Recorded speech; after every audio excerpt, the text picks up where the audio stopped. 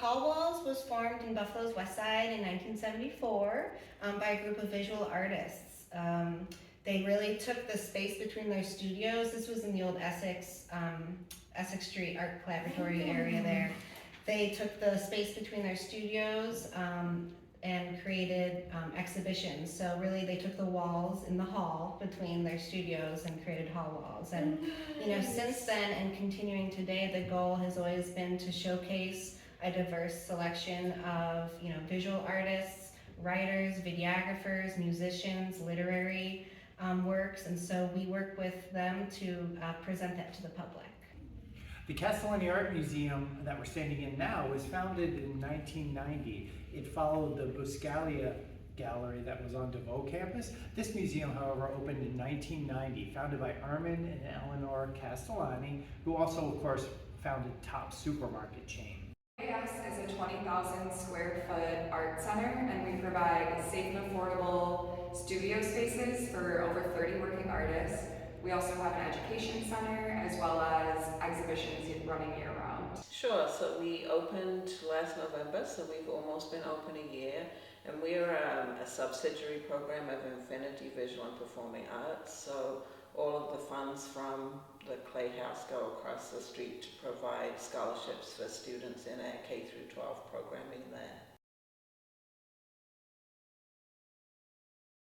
So usually what we do is we have artists go to our website. There's an option where you can submit proposals. Sometimes they send it directly to our email, and we'll kind of just filter through them, see if it applies with the mission that we have, and meet with the artists, do studio visits, and from there we'll bring this information to the board, see how they feel about it, and we'll make our selections from there. We try to have our exhibits planned out at least a year ahead of time. As a nonprofit, we organize our exhibition schedule about 16 to 18 months in advance. So each fiscal year we have our own individual exhibition series with one core concept or theme at the center. The concept critically addresses contemporary issues. We then ask artists to submit exhibition proposals for new work based on this core concept under the call for artists on our website. We try really hard to amplify the voice of those who are historically underrepresented in gallery settings, so people of color, LGBTQ, differently abled people, and if chosen, the artists will receive honorarium and financial support for material. So we select artists in a variety of ways. We have rotating exhibitions throughout the year. And some of them, we look for artists all over the nation who are making work that really is inspired by the natural world and that they use to advocate for nature and for the environment and for conservation. And so a lot of times we seek out artists who are making work that aligns with our mission and with what we're doing here. And then we have one exhibition every year that is a juried exhibition, and so we put out a call for entries for that exhibition.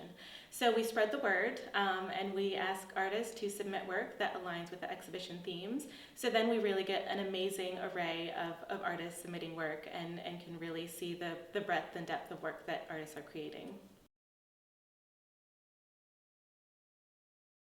An open call for artists to apply for solo exhibitions or group exhibitions. Those that don't necessarily fit either of those are normally brought into group exhibition contexts to see how they would better fit with one of our guest curators. Sometimes they move on to solo exhibitions, but we are very fortunate to have a wealth of applications every year. This is one of the largest contiguous gallery spaces in Western New York, and we have 2 gallery spaces within the building. When I first got this job, one of the first field trips I took was out to Chautauqua County, and I met one of the artists that was in the Catching Fire show. Her name is Lisa. I went to her porch and I said, "Hi, can I look at your art?" I bought one of her pieces. I kept her name in my head. So when we started developing that relationship, because I'm fairly new to this job, you have to build those relationships with the artist. Yeah. They have to trust you with their work so that you can put it on display. So it's going back to that whole process of building those relationships. If it's a group show, if it's a solo show, people have to trust you, people have to know you. For group exhibitions here at the Castellani Art Museum, We look, again, for groups that have, their artwork has a cohesive message, has the artist's voice embedded throughout the works, and even if it's a diverse or wide range of artists and media, together they form a collective message that a visitor can receive through the work. So we look for the ability for artists and groups of artists to communicate through their work a message, or be able to present an idea that visitors then can take that and build on that in their own mindset.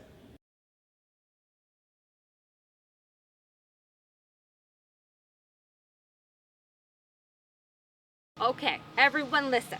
Wire your artwork. No, I'm just kidding. At this facility, we have a hanging system.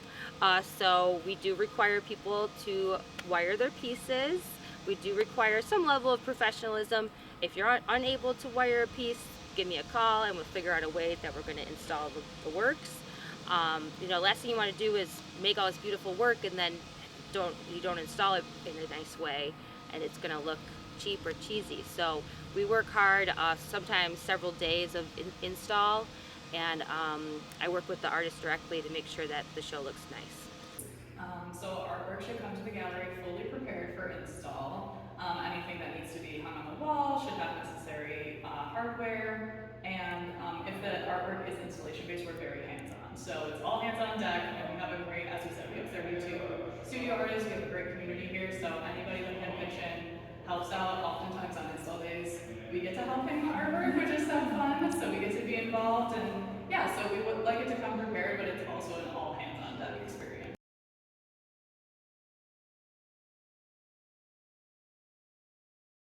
Sure, I have a lot of experience with the market in this area, and I'd be happy to help artists figure out how to price their work.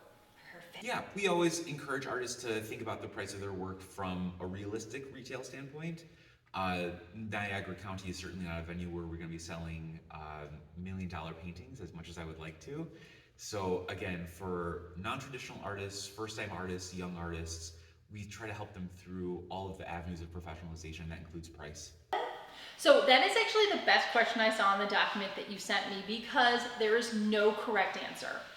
And it's really up to the artist. It can be based on the size of the piece. It can be based on the time that they put. We have two ink pen pieces over here. So it's really up to them. But what I tell them is whatever you want your value to be, that is what your value is. And you should celebrate that value. Yes, if they ask us any questions about how they should price, we do let them know what our percentage is that we do take if the piece was to be sold. So we, tell them to kind of base it around that, maybe consider how much you spent into crafting the art piece. Also, whatever you feel that your worth is, consider maybe bills, rent, just whatever your necessities might be, and just kind of shape it around what our percentage is if you are to sell your piece.